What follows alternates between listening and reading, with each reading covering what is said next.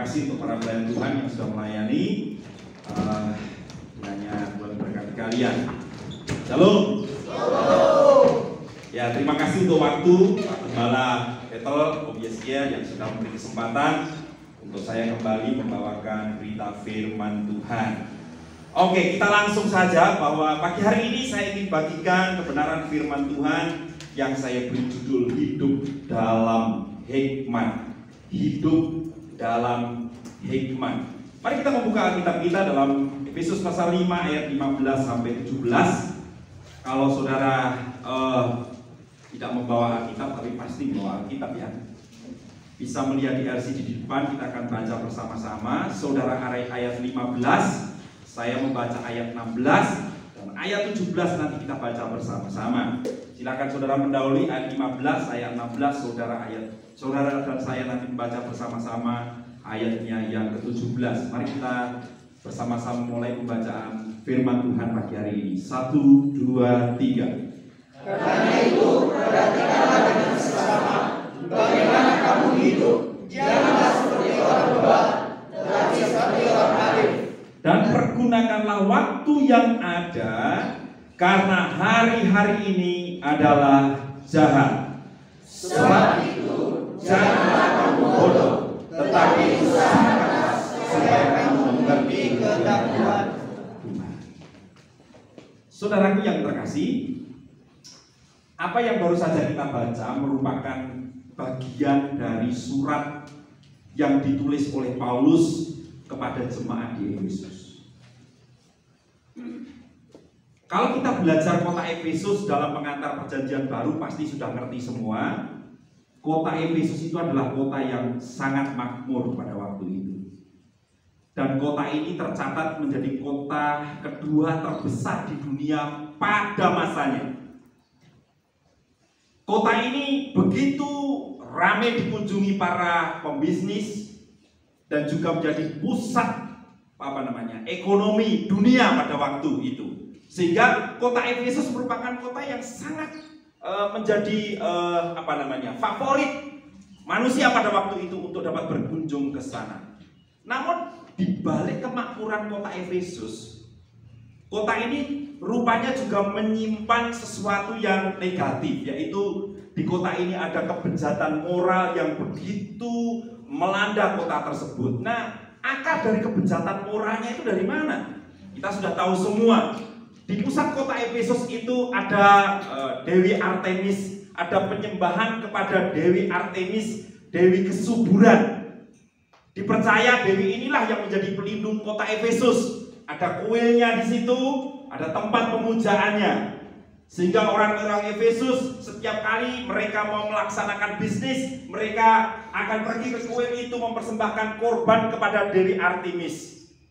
Dewi kesuburan, Dewi perlindungan, ya, ibu kota Efesus. Kalau saudara melihat di situ, Dewi Artemis ini ditandai dengan patung yang punya banyak payudara. Ya, payudaranya nggak cuma 2, tetapi banyak. Maksudnya apa? Maksudnya ini dianggap sebagai pelindung, Dewi kesuburan yang memberikan kemakmuran bagi kota Efesus. Maka dari itu di balik tempat ritual Dewi Artemis ini dijual jimat-jimat. Bahkan tidak jarang di situ ada ritual cabul antara para pelacur bakti yang memang melacurkan dirinya bukan karena mendapatkan uang, tetapi melacurkan dirinya sebagai bentuk kebaktian kepada Dewi Artemis. Saudara bisa bayangkan kota yang makmur, metropolitan mungkin ya, tetapi kota ini di samping kemakmuran ada kebejatan moral di sana. Ada praktek cabul di balik itu semua. Bahkan di kota Efesus antara yang benar dan yang salah itu sudah terbolak-balik sehingga penduduknya campur aduk di dalam kehidupan moralitas yang tidak jelas. Nah, di tengah konteks seperti ini, Rasul Paulus menulis surat Efesus. Semua pasti mempercayai, meyakini, sudah belajar tema besar dari surat Efesus itu adalah kedudukan baru, manusia baru di dalam Kristus. Kalau saudara mensurvei kitab Efesus, saudara akan menemukan tema ini. Tema tentang manusia baru, kedudukan baru, orang di dalam Kristus. Dalam keadaan seperti itu, carut marut moralitas manusia yang tidak jelas di kota Efesus, Paulus menulis surat dengan satu tema. Hei, engkau orang Kristen Efesus, engkau sudah menjadi manusia baru. Engkau adalah orang-orang yang sudah memiliki kedudukan yang baru di dalam Kristus. Pesan Paulus tegas di dalam surat itu. Engkau harus hidup di dalam hikmat, kearifan, dan kebijaksanaan. Sekali lagi, engkau harus hidup di dalam hikmat, kearifan, kebijaksanaan. Jangan sama dengan orang-orang di Efesus. Jangan sama dengan penduduk di Efesus yang tidak jelas moralitasnya. Engkau berbeda. Engkau sudah menjadi manusia baru. Engkau punya kedudukan baru di dalam Kristus. Engkau harus berbeda. Hidupmu harus penuh hikmat, kearifan, dan kebijaksanaan.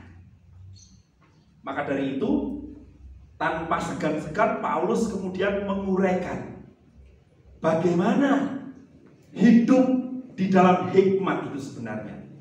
Bagaimana manusia baru menjalani hidup di dalam hikmatnya Kristus.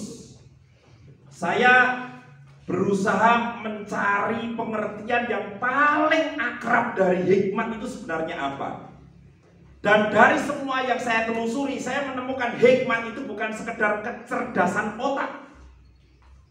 Tapi saya punya istilah tersendiri tentang hikmat. Hikmat adalah pertimbangan ilahi yang didapat melalui Kristus. Jadi orang berhikmat adalah orang yang memiliki pertimbangan ilahi, bukan duniawi. Yang didapat bukan dari ilmu pengetahuan, tetapi didapat dari ketekunan membaca Alkitab dan relasinya dengan Yesus Kristus. Sehingga, saudaraku, kalau saudara melihat di luar sana banyak profesor-profesor cerdik, pandai, hebat. Bahkan kalau saudara melihat, baru saja ada profesor hukum perdata pidana masuk ke penjara KPK. Kurang apa saudaraku? Guru besar hukum saudaraku ya. Dari lulusan dari satu perguruan tinggi yang sangat terkenal di Indonesia. Profesor. Tahun yang lalu ada ketua hakim konstitusi, juga seorang guru besar. Cerdas, pandai, tetapi tidak berhikmat. Mengapa?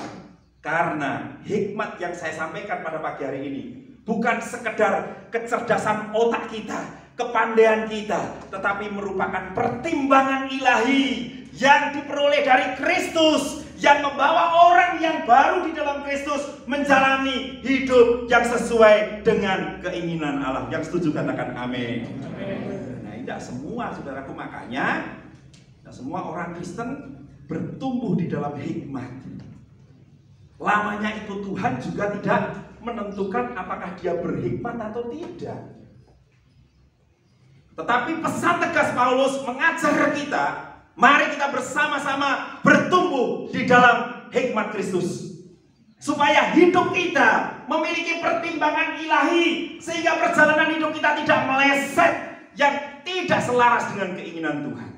Paulus kemudian menjelaskan dalam ayat tersebut. Efesus pasal 5 ayat 15, saya akan baca dengan terjemahan Alkitab bahasa Indonesia sehari-hari. Dikatakan seperti ini. Sebab itu, perhatikanlah baik-baik cara hidupmu. Sekali lagi. Sebab itu, perhatikanlah baik-baik cara hidupmu. Jangan hidup seperti orang bodoh, hiduplah seperti orang-orang bijak. Terjemahan bahasa Indonesia sehari-hari jelas sekali. Kalau terjemahan yang tadi kita baca itu, perhatikanlah bagaimana kamu hidup, tetapi di situ jelas cara hidupmu. Kalau orang mau bertumbuh di dalam hikmat Kristus, maka mau tidak mau orang tersebut harus memperhatikan baik-baik cara hidupnya. Cara hidupnya bagaimana?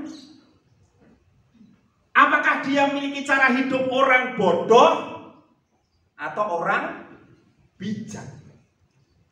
Cuma sekarang ini susah ya saudaraku ya. Di era keterbukaan media, banyaknya media sosial, manusia itu paling gampang komentari sesamanya daripada komentari dirinya sendiri. Bahkan di Indonesia ini ada pameo yang mengatakan sabda netizen itu ya lebih tinggi dari sabdanya Tuhan, katanya gitu ya. Jadi kalau netizen sudah bilang apa tentang sesuatu di Indonesia, goncang itu. Karena apa? Ada satu praktek yang saya amati, manusia sekarang itu paling gampang ngamati orang lain, komen tentang orang lain, perhatikan kehidupan orang lain, tapi lupa memperhatikan hidupnya sendiri. Firman Tuhan ini bukan untuk saudara, tetapi untuk saya. Saya belajar, semenjak saya kuliah di STT Tawangmangu, saya mau belajar. Saya masih belajar sampai detik ini, ya, di bawah bimbingan Om Sam dan Tante Carol, sesepuh saya yang sejak dari dulu memperhatikan hidup saya, mengajar saya, mendidik saya, dan sampai hari ini, kalau saya ada yang salah, selalu ditegur. Saya terima kasih Om Sam Tante. Itu sebagai bentuk kepedulian orang tua terhadap anaknya. Dan karena saya percaya bahwa hanya dengan itulah saya bisa bertumbuh di dalam hikmat. Dengan memperhatikan cara hidup saya sendiri, bukan cara hidup orang lain. Menunjuk kehidupan orang lain, tapi jarang menunjuk dirinya sendiri. Merefleksi kehidupan orang lain, tidak pernah merefleksi diri sendiri. Mau bertumbuh dalam hikmat bagaimana? Itu saya akui di hadapan Anda. Saya sering sekali berkomen tentang orang lain, tapi saya lupa komen tentang diri saya sendiri. Terima kasih Sekolah Tinggi Teologi Tawangmangu sudah membentuk saya untuk belajar merefleksi diri sendiri, bukan merefleksi orang lain. Saudaraku, kalau terjemahan Alkitab bahasa Indonesia itu diterjemahkan perhatikanlah hidupmu atau cara hidupmu, dalam terjemahan bahasa Inggris itu terjemahannya lebih cocok dengan terjemahan bahasa Yunaninya. Cara hidup itu diterjemahkan dengan kata walk atau berjalan. Memang itulah terjemahan yang tepat. Perhatikan bagaimana engkau berjalan. Ternyata cara hidup sama dengan cara berjalan. Dan memperhatikan cara berjalan akan mendapatkan hikmat. Saya kasih contoh. Darius, berdiri dari tempat dudukmu. Bergeser ke tengah, Darius. Oke, siap. Belum center, sini lagi. Oke, siap. Sekarang kita lihat Darius berjalan ke depan. Perhatikan semua. Silakan Darius berjalan ke depan. Jalan Darius. Ya. Stop, tapi di situ saja, jangan ke mimbar, nanti gantikan saya ke mimbar. Oke, sudah melihat Darius cara jalannya? Sudah? Oke, balik kanan, gerak. Ya, jalan kaki. Wah, jalan. Siap, silakan duduk. Terima kasih ya Darius. Nanti ada coklat buat kamu. Maksudnya daun berwarna coklat.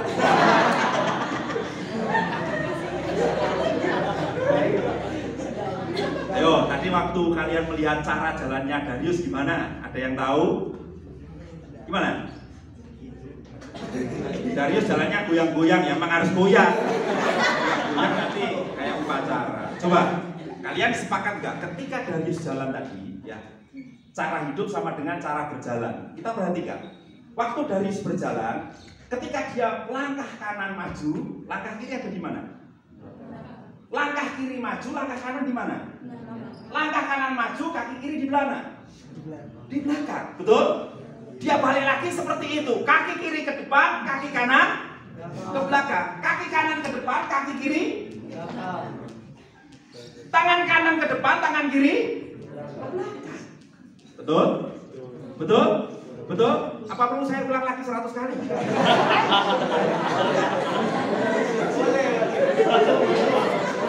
Yang sepakat melihat Darius jalan seperti itu tadi, beri acung jempol. Oh, hanya seberapa. Yang lain tidur. Ini jalan ya. Kalau orang berjalan itu kan gini jalan. Nah, gini kan jalan kanan, kiri, kaki kanan, kaki kiri, kaki kanan, kaki kiri. Itu cara berjalan. Itu gambaran. Kalau kalian mau jalan di dalam hikmat Kristus, memiliki cara hidupnya Kristus, perhatikan cara hidupmu. Seperti orang berjalan. Kalau berjalan, kalau memang sudah melangkahkan jalan ini ke depan, ya kan? Tinggalkan yang di yang di belakang. Ketika yang di belakang diangkat ke depan, yang di depan tadi tinggalkan di belakang. Sudah paham? Tambah bingung? Kita berdoa. Kan langsung doa berkat selesai aja gitu. Jadi kalau orang itu berjalan di dalam hikmat, dia tahu kapan harus meninggalkan masa lalu dan melangkah ke masa depan. Sekali lagi, kalau saudara perhatikan cara hidup sebagai orang berhikmat, dia tahu kapan dia harus meninggalkan masa lalu dan dia meninggalkan masa lalu untuk melangkah ke masa depan. Kalau kita berjalan seperti itu, jalannya akan ringan dan enak sekali. Betul? Tetapi buktinya banyak orang Kristen yang berjalan dalam hidupnya ke depan, tetapi masih membawa masa lalu. Sehingga dalam perjalanan hidupnya, masa lalu dan masa depan berjalan bersama-sama. Kelihatan bodoh nanti. Kalau nggak percaya, Darius berdiri lagi. Loh, ayo Darius. Nanti persembahan kasihnya kita bagi 2.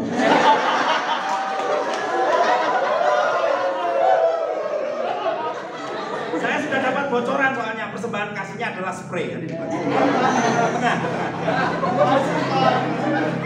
Oke. Ya. Sekarang coba kita lihat. Tadi Darius berjalan enak ya Darius, ringan Darius ya. Jalan ke depan sangat ringan sekali, walaupun tidak pakai ilmu meringankan tubuh ya. Ringan sekali. Karena dia melangkah ke depan tinggalkan masa lalu, langkah ke depan tinggalkan masa lalu. Tapi kalau orang bodoh berjalan itu dua-duanya, masa lalu dan masa depan. Coba sekarang Darius, bentar nih. Ulurkan tanganmu ke depan. Dua-duanya, masa lalu masa sekarang bersama-sama. Kakimu masa lalu dan masa depan berjalan bersama-sama. 1, 2, 3, jalan terus. 1, terus Darius, terus pelan-pelan aja. Ya, terus. Nah, aduh, sampai di situ. Oke. Gimana Darius? Nafasmu ngos-ngosan? Oh, kayak jantung mau putus om. Balik kanan Darius, balik kanan. Kembali ke tempat dudukmu dengan jalan yang sama.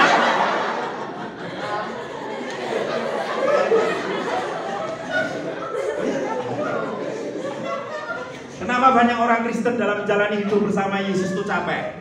Saya tanya, kamu capek enggak jalani hidup bersama Yesus? Capek? Nah, salah kamu. Salahmu sendiri, kenapa capek? Karena model jalan itu kayak Darius.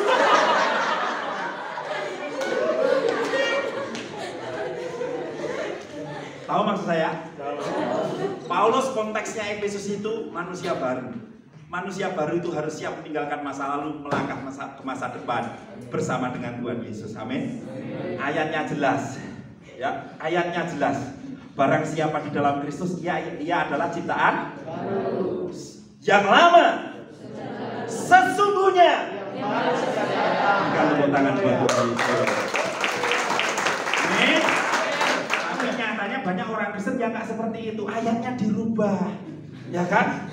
Yang lama tidak berlalu-lalu, yang baru tidak datang-datang. Akhirnya jalannya kayak Darius itu.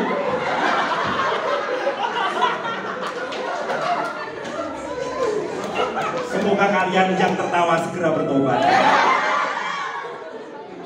Iya loh. Makanya nggak bertumbuh di dalam hikmat. Yang lain perjalanan rohaninya cepet, bus. Intim dengan Tuhan. Dia nggak intim dengan Tuhan, intim dengan masa lalunya. Tema ini nggak akan pernah terjadi kalau cara hidupmu seperti orang bodoh. Yuk, kita yang ada di tempat ini, terutama David Eko Setiawan, nyanyikan lagu Nelly Karolina. Masa lalu biarlah berlalu. Langsung connect semuanya. Malah kayak Yusefin sudah goyang-goyang. Yusefin dulu, saya nyanyi baru prolognya aja sudah goyang-goyang. Kalau tidak saya hentikan dia seperti Darius jalan di depan. Ayo, ya, yuk. Cara hidup diterjemahkan dalam terjemahan bahasa Inggris itu tepat, cara berjalan. Ingat loh, manusia baru cara jalannya harus beda.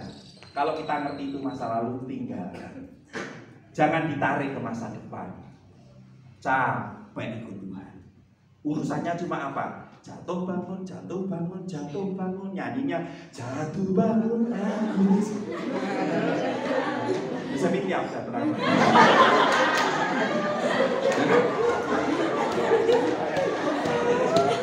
Padahal Tuhan itu sudah menyediakan berkat besar, bukan berkat jatuh bangun, jatuh bangun. Bangun lari menuju sasaran ilahi, mengalami pertumbuhan rohani yang besar di dalam Kristus. Makanya Paulus langsung bilang, hei, perhatikan cara itu. Bersyukur loh, kita itu tinggal di komunitas seperti ini. Ada orang tua kita, Om Tante, ada Om Yeskia, ada Om Hendro.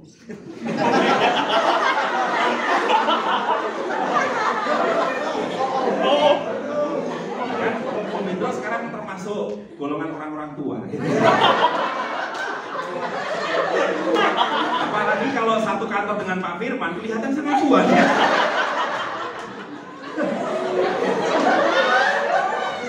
Bersyukur loh punya orang tua seperti beliau-beliau ini. Ya loh? Apalagi kalau mau jujur, orang bodoh itu gudangnya kebodohan. Kenapa?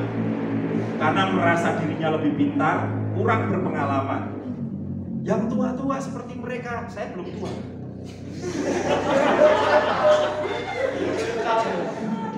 Kalau dilihat dari sedotan maksudnya. Punya pengalaman. Makanya ketika ada nasihat sesama tubuh Kristus, terima dengan hati yang lapang dada. Jangan membela diri. Karena kalau kita membela diri, maka kita tidak akan bertumbuh di dalam hikmat Kristus. Kita selalu gagal membuat pertimbangan. Pertimbangan kita selalu meleset. Takaran kita tidak jelas. Karena kita tidak tahu apa yang harus kita lakukan. Kalau pengen seperti itu, tinggalkan masa lalu. Dulu yang kalian copet, jangan jadi copet lagi. Yang suka maling, jangan maling lagi. Ya kan? Karena sudah ditebus di dalam Kristus. Apa ada sih di estetika maling? Nggak ada. Ya kan? Dia ada maling, yang ada pencuri. Itu pun pencuri hati. Kalian yang masih terikat dengan praktek-praktek dosa yang tidak perlu saya daftarkan karena itu akan menjadi daftar dosa di samping dengan buku Emon, gitu kan? Tinggalkan. Nggak perlu terlalu sampai dinasihati berkali-kali. Capek nanti kamu jadi orang Kristen. Capek. Energimu habis hanya ngurus seperti itu. Padahal kita harusnya mengumpulkan energi mencapai target semester ini, intim dengan Kristus. Gitu kan? Tetapi kalau jatuh bangun, lompat-lompat seperti Darius gak jelas tadi, itu kan akhirnya kita pingsan di tempat. Apalagi jalannya seperti itu, harus berjalan dari Tamangang sampai NTT. Makanya kalau ada orang Kristen jemaat itu sharing sama saya, tiba-tiba ada ibu nangis. Kenapa Bu? Saya capek Om. Sampai kenapa? Kerja berat? Enggak Om, capek saya. Jadi orang Kristen rasanya kok seperti ini, capek. Saya bilang, jadi orang Kristen itu harusnya nggak capek. Karena apa? Di dalam Kristus ada sukacita. Walaupun perjalanan hidupnya berat, walaupun perjalanannya penuh dengan penderitaan, tetapi bersama Yesus kita akan terasa ringan, bahkan ringan karena Dia menanggung semuanya. Nah, persoalannya ketika Kristus semua menanggung, kita masih hidup masa lalu. Ya sudah, biarin aja sama Kristus. Ya wes, sudah, nanti kalau udah menggeh-menggeh itu ya capek ya wes, balik lagi. Ingat ya, cara hidup seperti cara kita berjalan. Di luar sana ada pameo yang mengatakan harusnya kita itu sebagai manusia memiliki cara hidup ibu. Ibu itu maksudnya gini, ibu itu kalau punya anak, anaknya kayak apapun selalu tersalur kasih kepada anaknya. Betul nggak? Makanya ada lagu kasih ibu kepada beta, gitu kan? Terus gimana? Sepanjang puji Tuhan, Bang Indro, Kaprodi SPDK, mereka lulusan TK yang bagus. Semuanya lulusan TK karena kita diajarin lagu ini di TK loh. Tanpa memberi, terus? Wah, saya lulus TK-nya. Tanpa memberi. Gimana lagunya itu? Ya, pokoknya intinya selalu memberi, nggak harap kembali. Bagaikan surya menyinari, itu kasih ibu, ya kan? Walaupun ibu bahkan ada anak yang kurang ngajar tuh yang nggak mengakui ibunya, tapi ibunya tetap mengasihi. Itu sebenarnya prinsip kasih ibu itu harus ada dalam diri manusia. Tapi ternyata enggak. Banyak orang yang hidupnya nggak pakai prinsip ibu, tapi prinsip ubi dibalik sedikit. Ubi tahu? Segala sesuatu dalam membangun relasi dengan orang diukur pakai ubi. Ya, materi. Ya kan? Kamu siapa? Kamu siapa ya? Charles. Anaknya siapa? Bapak saya tukang ojek, ibu saya tukang pijet. Nggak level. Banyak kan seperti itu. Milih menantu aja pilih-pilih.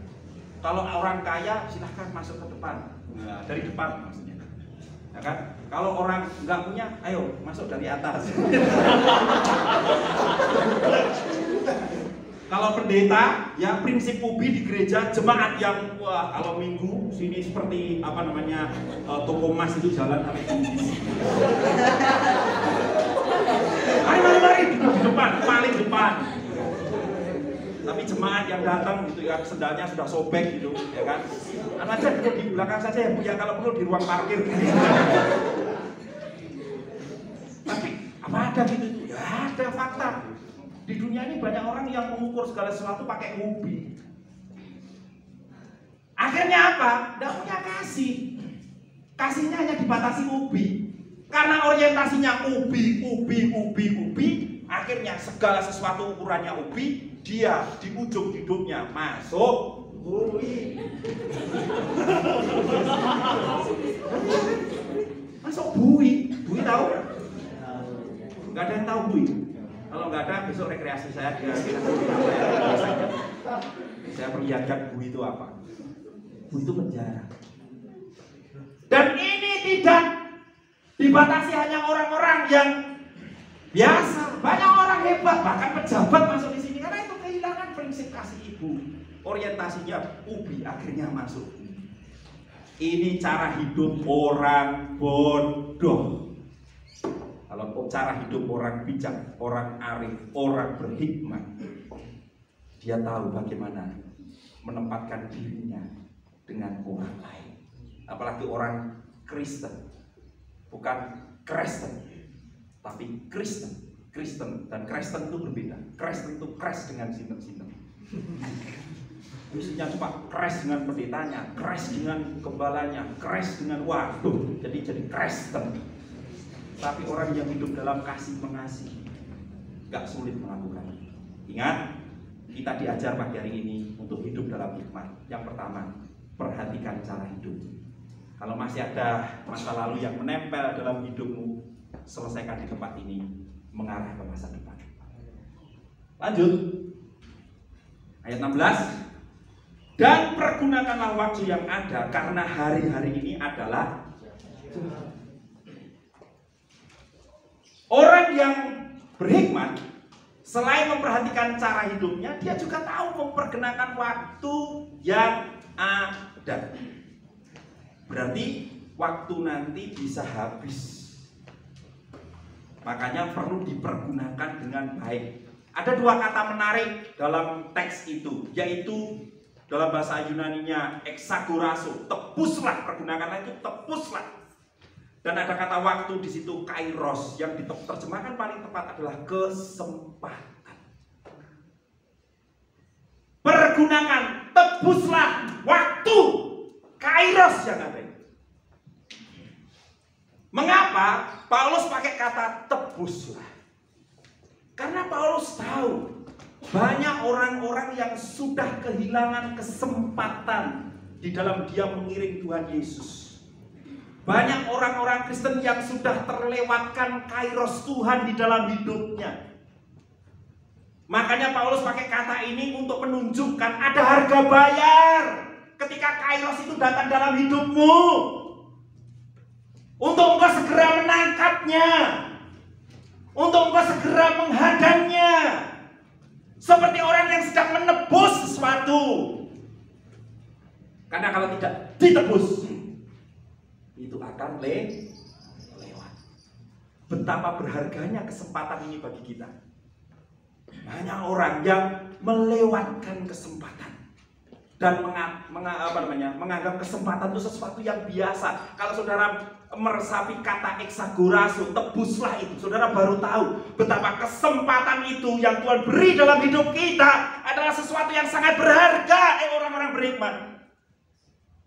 Tapi orang bodoh tidak menghargai kesempatan. Kesempatan lewat, biarin aja, besok kan ada. Siapa bilang kesempatan itu tidak datang dua kali? Kalau dua kali itu anugerah.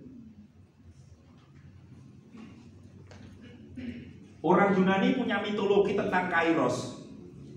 Kairos itu dewa kesempatan, dewa waktu.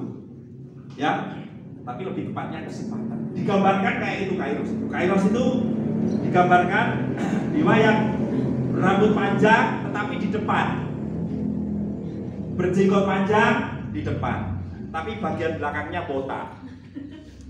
Jadi sebentar lagi saya akan mengikuti teladan kairos. Karena kemarin istri saya sudah bilang, "Pak, bagian belakangmu kok botak?" Pak, ya ini tanda-tanda saya akan menjadi kairos. Kairos itu seperti itu. Selain itu kairos itu punggungnya bersayap. Dewa yang digambarkan punggungnya bersayap, kakinya bersayap. Dia kalau datang itu tidak diketahui kapan, tapi kalau dia datang ketahuan, dia akan langsung cepat menghilang. Itu mitologinya orang Yunani. Kata ini dipakai oleh Paulus untuk menggambarkan kesempatan. Saudaraku, kesempatan itu kadang datang tidak kita ketahui. Tiba-tiba bahasa Jawanya, bahasa Ibraninya mak bedundu. Ngerti soalnya, orang Jawa saja yang ngerti. Ujuk-ujuk teko des, tiba-tiba datang, kesempatan itu. Dan kalau kita berespon salah terhadap kesempatan, ya dia akan terbabus. Apakah nggak bisa dikejar? Bisa. Saya kasih ilustrasi lagi supaya ngerti. Sampai ya? Ya, Jo, sini Jo.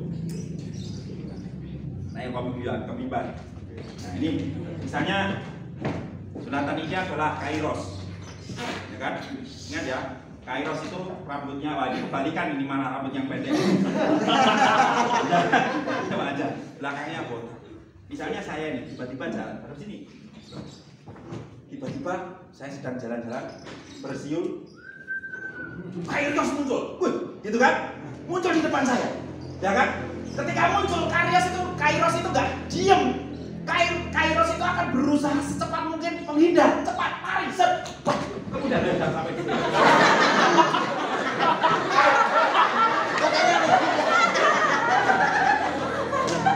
Masa kecil kurang bahagia.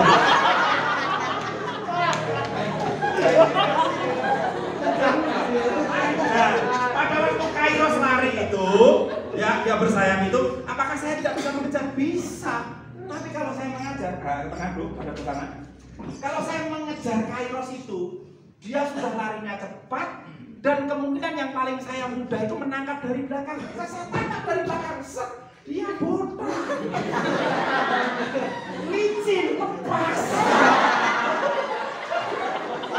Dia lari, saya kejar, lepas lagi. Ngerti maksudnya? Oke, silahkan Jo. Tidak perlu 2 kali seperti tadi. Ya, dikejar bisa, tetapi lepas, sudah selesai. Kairos itu nggak bisa dikejar dari belakang, tetapi Kairos itu harus dihadang dari muka. Halo, ngerti maksudnya? Harus dihadang dari muka, bukan dari belakang. Ketika dia muncul, hadang dia di muka. Lalu tebus dengan apa? Pegang rambutnya, pegang jenggonya, putar-putar, masukkan kantong. Begitu dong. Ya enggak? Orang bodoh itu ketika melihat Kairos itu, alah besok ada lagi. Bye-bye Kairos. Berapa banyak orang Kristen yang tidak bertumbuh di dalam hikmat karena tidak menggunakan kesempatan dengan baik, membiarkan itu lewat. Kalian yang kuliah di SDT Tangmangu dapat sponsor, itu Kairos. Katakan yang disponsori, katakan Kairos. Kairos. Kok bisa Pak David? Nah saya itu tahu berapa sponsor untuk kalian kuliah di sini itu. Nah kan saya bagian keuangan. Gak sedikit, tapi ada orang-orang yang terbeban di tengah masa pandemi, cari duit susah, untuk nyukupi usahanya sendiri aja susah, nyukupi keluarganya sendiri aja susah, tapi masih mau membiayai kamu kuliah di tempat ini. Kalau ceritanya sebelum pandemi, saya anggap itu biasa, tapi setelah pandemi, saya cerita, masa pandemi di gereja saya nggak cerita gereja orang. Gereja saya aja, gereja di mana saya mengembalakan. Keuangan gereja itu turun sampai 20%. 20%. Mengapa? Karena memang persembahan jemaat tidak banyak. Bersyukur hari-hari ini sudah mulai naik lagi. Makanya kan berat badan saya mulai naik. Jadi nanti tolong tingkat 3 yang mau naik tingkat 4 nanti membuat satu penelitian korelasi antara kolektor dan berat badan pendeta. Nggak intermezzo aja. Turun loh, itu saya mengamati karena saya lihat sendiri di lapangan. Lah mereka yang di luar sana itu mau kumpulin uang, mau bayarin kalian kuliah di tempat ini, itu Kairos. Jangan marah tuh Pak David, nggak marah, karena ada yang ngantuk. Siapa? Ya saya sendiri ngantuk. Juga teriak-teriak nggak bangun saya. Loh itu Kairos loh. Coba pernah enggak ada bertanya, kok saya yang disponsori ya? Kok bukan orang lain? Karena itu Kairosnya Tuhan untuk hidupmu.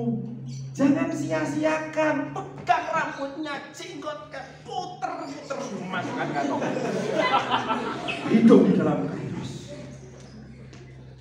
Bahkan kalau kalian pengen menjadi generasi muda yang bisa membawa perubahan bagi gereja Tuhan, bangsa, negara, bukan hanya tingkat nasional. Om Sam selalu bilang, saya ingin lulusan SD3 tidak hanya tampil di tingkat nasional, tetapi internasional. Saya amini terus itu. Kalau Om Sam ngomong itu saya amini. Amin.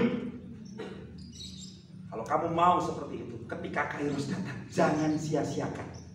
Kalau mau, jangan hanya tinggal di Kronos saja. Tahu bedanya Kairos sama Kronos? Kronos itu dari kata Kronos muncul kata kronologi. Kronologi itu ya waktu 24 jam. Jam 1, jam 2, jam 3, jam 4, jam 5, jam 6. Itu kronologi. Kalau hidupmu hanya di dalam kronologi, hanya di dalam hitungan waktu, dan tidak peka dengan kesempatan yang Tuhan berikan kepadamu, jangankan kamu menjungkir balikan dunia, menjungkir balikan kamarmu aja kamu nggak bisa. Karena akan terjebak dalam rutinitas yang membosankan, akhirnya tidak kreatif, inovatif, akhirnya hanya melakukan sesuatu Ya itu saja. Kronos itu seperti ini. Jam pertama, masuk kelas, dengarkan, istirahat 10 menit, ya kan? Setengah 8 sarapan, jam 7:15 ya, sarapan, setengah 8 kuliah, kemudian selesai chapel. Gitu toh, tapi kalian tidak peka dengan kairosnya Tuhan atas hidupmu. Gak akan pernah orang tampil hebat di dalam Tuhan. Saya mau katakan, tokoh-tokoh Alkitab yang hebat di tangan Tuhan adalah tokoh-tokoh Alkitab yang tahu persis kairosnya Tuhan dalam hidup. Pelajaran indah yang saya lihat di kampus ini adalah Om Sam. Om Sam selalu ngajarin saya waktu saya kuliah di tempat ini, bahkan ketika saya bekerja di sini. Para staf diajarin, jangan hanya mengerjakan pekerjaan begitu-begitu saja, tapi tangkap kairosnya Tuhan. Dan saya bersyukur punya orang tua yang selalu mengingatkan itu. Dan luar biasa, kampus ini sekarang bisa seperti ini. Ada pengembangan institut. Itu karena ada orang tua kita yang sudah memberi teladan menangkap kairosnya Tuhan. Nah, kita terus pilih anak-anak muda ini. Sayangnya banyak anak muda yang hidup di kronos saja. Kalau kamu baca bukunya Stephen Tom yang judulnya tentang anak muda ya, itu dia berkata seperti ini. Anak muda yang membuat sejarah adalah anak muda yang tidak sekedar tinggal di dalam sejarah, tetapi anak muda yang bisa menangkap kesempatan di dalam sejarah. Orang beriman tahu persis berhadapan dengan kairos. Yang terakhir, atau slide berikutnya dulu, Mazmur 90 ayat 12, penting. Yuk kita baca sama-sama. Yuk baca sama-sama. 1, 2, 3. Ajarlah kami menghitung hari-hari kami sedemikian, sehingga kami beroleh hati yang bijaksana. Kata menghitung ini bukan Senin, Selasa, Rabu, Kamis, Jumat, Sabtu, Minggu, Senin lagi. Itu kronos. Menghitung dalam teks ini artinya mendekati dengan tata cara kita menghitung dalam ilmu berhitung. Dalam berhitung itu, ilmu berhitung itu ada berapa operasi perhitungan? Ada apa? Penambahan, pengurangan, perkalian. Nah terus apa hubungannya matematika dengan menghitung hari, Pak Pendeta? Kata menghitung hari mendekati dengan proses perhitungan apa dalam penghitungan itu. Maksudnya pada waktu Musa mengajari kita untuk menghitung hari-hari itu maksudnya gini loh. Tambahkan apa yang kurang dalam hidupmu, kurangi apa yang seharusnya dikurangi dalam hidupmu, lipat gandakan, kalikan apa yang harus dikalikan, bagikan apa yang harus kamu bagikan dalam hidup ini. Anda akan menjadi orang bijaksana. Kalau engkau kurang dalam kasih, di tempat ini tambahkan kasih Allah dalam hidupmu. Belajar mengasihi. Kalau kamu masih memiliki masa lalu, kurangkan sebanyak mungkin jadi 0 masa lalu saudara di sini. Dan lipat gandakan potensi-potensimu di tempat ini. Dan bagikan hidupmu kepada sesama dan kepada Tuhan. Maka engkau menjadi orang yang bijak. Efesus 5 ayat 17 yang terakhir, Paulus mengatakan seperti ini. Usahakanlah mengerti kehendak Tuhan. Sebab itu janganlah kamu bodoh, tetapi usahakanlah supaya kamu mengerti kehendak Tuhan. Aduh Om, Pak Pendeta, pertanyaan klasik di gereja kami itu seperti ini. Bagaimana caranya saya mengerti kehendak Tuhan? Nah itu kan. Apa saya harus duduk diam, kemudian tanpa mengeluarkan suara, tiba-tiba nanti ada suara David Ego, ko. Ya Tuhan, seperti itu. Ada waktunya kita melakukan hal seperti itu, karena saya seorang yang percaya Tuhan masih bisa berbicara langsung kepada hambanya dan kepada umatnya. Argumentasinya karena Allah di surga mengirim rohnya tinggal di dalam diri kita dan bisa bersuara kepada kita. Amin. Loh saya itu mengalami sendiri. Baru 2 hari yang lalu ada satu mahasiswa saya, anak bimbingan saya, sekarang pelayanan di Papua. Karena saking dekatnya sama saya itu, dia itu Kalau manggil saya bukan Pak lagi, tapi Mas, karena saking dekatnya, dia anak bimbingan saya. Lalu, anak ini sudah pelayanan di Papua dan luar biasa mendapat anugerah, dapat orang Cina, keren ya. Orang Papua dapat Cina, keren sekali. Anaknya gabungan dari Cina Papua. Wah, cantik-cantik, ganteng-ganteng, ya kan? Yang dari Papua berdoalah dapat Cina ya. Luar biasa. Anaknya ganteng, ada anaknya laki-laki 2, cewek itu ganteng-ganteng, cantik-cantik. Ya, saya lihat luar biasa.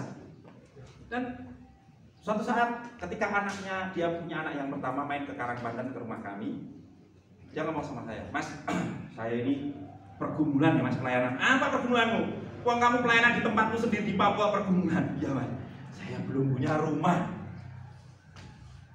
Waktu dia ngomong belum punya rumah itu, saya rasa betul di hati saya didorong oleh Roh Kudus untuk ngomong sesuatu. Saya bilang, bro, pulang Papua kamu akan dapat rumah besar. Dia nggak aminin, cuma bengong aja. Akhirnya yang aminin istrinya. Amin Mas. Kemudian temen itu namanya Herlan, Om Tante pasti tahu. Saya bilang, Herlan, amin nih. Oh ya amin Mas, amin. Singkat cerita saya nggak ada kontak lagi karena udah lepas dia di Papua, saya di Tawangmangu. Cuma kami berteman kemarin di Facebook. Di Facebook kemarin kami berteman. Dari pertemanan minta nomor WA, ngobrol, dia cerita pengalaman di Papua dari utara, timur, selatan, barat sampai ke kutub utara. Lama nggak ketemu ya, WA-nya panjang-panjang itu, woi, baca kayak koran Kompas aja. Saya cuma bahas oke. Saya bilang, saya panggil dia sekarang, Pace. Saya bilang, Pace, sudah jangan cerita panjang-panjang. Saya mau tanya satu hal saja. Apa itu Mas? Dulu waktu kita ketemu tahun sekian itu, Tuhan pernah bilang sama kamu akan dapat rumah yang besar. Gimana itu? Saya tanya gitu. Ceritanya gimana? Karena waktu itu saya ngomong kalau itu sampai gak terjadi, itu pendeta saya letakkan sampai hari ini. Saya gak jadi pendeta lagi. Tanya sama dia. Waduh, langsung dia kirim WA. Itu emo nangis semua. Saya bilang selesai sudah kependetaan saya. Setelah saya selesai, saya harus mengundurkan diri. Karena kita nggak boleh menjilat lidah kita dulu, selesai. Bro, gimana? Mas, luar biasa Mas. Apa yang luar biasa? Tak tunggu WA-nya ketik terus gitu kan ya? Bukan juga. Singkat cerita, kemudian dia bilang, Mas, puji Tuhan, selama di Papua kami diberi rumah 2. Rumah berapa? 2. Dan itu gede-gede Mas, apalagi kalau disatukan jadi gede banget gitu kan ya. Banyak yang kan gede banget kan. Saya bilang ini, loh Herlan, kenapa kamu gak cerita dari dulu? Amsyong Mas, saya lupa. Waduh, kamu lupa, saya deg-degan karena ini harus pendeta ditaruh nih. Saudaraku, saya mempraktekkan itu, saya mengalami. Tuhan masih bisa bicara secara pribadi kepada hambanya dari setiap orang percaya. Cuma ada cara yang paling familiar tapi jarang dilakukan oleh anak-anak Tuhan untuk mengerti keinginan Allah, kehendak Allah dalam hidup sehari-hari. Karena ini sebenarnya adalah ciri hidup orang berhikmat. Dalam sejarah gereja ada istilah Latin namanya carpe diem. Carpe diem itu artinya petiklah hari. Carpe diem itu singkatnya artinya petiklah hari. Mengapa perlu dipetik? Karena carpe diem itu artinya petiklah hari dan letakkan hari itu di atas mezbahnya Tuhan jadi korban persembahan. Artinya apa? Setiap kita memulai hari baru dengan kata carpe diem itu, pengennya supaya kita itu berjalan bersama Tuhan di tiap-tiap hari. Tanpa Tuhan kita tidak bisa berbuat apa-apa. Sehebat apapun kita, secerdas apapun, sepandai apapun, terkenal apapun, tanpa Tuhan tidak ada artinya apa-apa. Sehingga ketika kita mengambil, memetik hari itu, kita letakkan hari itu di bawah kaki Tuhan, kita berkata, Tuhan, kuserahkan hari ini, tanpa Engkau aku nggak bisa lakukan apa-apa. Ketika Anda mendoakan hari yang baru, memetik hari yang baru itu, Anda sepakat dengan Tuhan menjalani hari itu bersama dengan Tuhan. Dan ketika Tuhan ingin mengerjakan sesuatu dalam hidup, ingat, kamu sudah sepakat dengan Tuhan. Amin. Ketika kamu satu kamar dengan temanmu, kamu lihat temanmu punya sepatu dari abad pertengahan sampai abad sekarang, sepatunya yaitu itu terus. Hari Selasa terbuka di belakang, hari Senin terbuka di depan. Padahal kau punya sepatu lebih dari 5, ya kan? Misalnya, kalau kamu tahu carpe diem, Tuhan letakkan hari ini di bawah kaki Tuhan. Saya percaya Tuhan tidak akan tinggal diam dalam itu. Usi-usi hati, kasih itu Tuhan. Itu artinya mengerti kehendak Tuhan. Kalau engkau bersalah dengan orang lain, ada perasaan tidak enak, sebelum masuk ke ibadah, saudara pasti ditegur, berdamai dulu dengan Tuhan. Carpe diem atau carpe diem? Hanya orang Jawa aja yang tahu itu. Kalau carpe diem, Tuhan berbisik melalui rohnya dalam hatimu, ampuni dia, kasihi dia. Saudara, carpe diem, Tuhan punya kehendak. Karena dengan cara itulah kita tahu tuntunan Tuhan setiap hari. Karena saya percaya Allah menuntut kita melalui Alkitab yang adalah firman Allah, yang dihidupkan melalui kuasa Roh Kudus dalam hidup kita, membawa kita menjadi orang-orang yang berhikmat dan menyenangkan hati Tuhan. Orang arif adalah orang yang berusaha mengerti kehendak Tuhan. Kesimpulan firman Tuhan pada siang hari ini, jika kita ingin berjalan di dalam hikmat, bertumbuh dalam hikmat Kristus, maka tidak ada cara lain selain kita memperhatikan cara hidup kita masing-masing. Tinggalkan masa lalu, tebuslah kesempatan yang ada, jangan biarkan lewat, dan terus usahakan untuk mengerti kehendak Allah dalam hidup kita sehari-hari. Amin. Kita berdoa.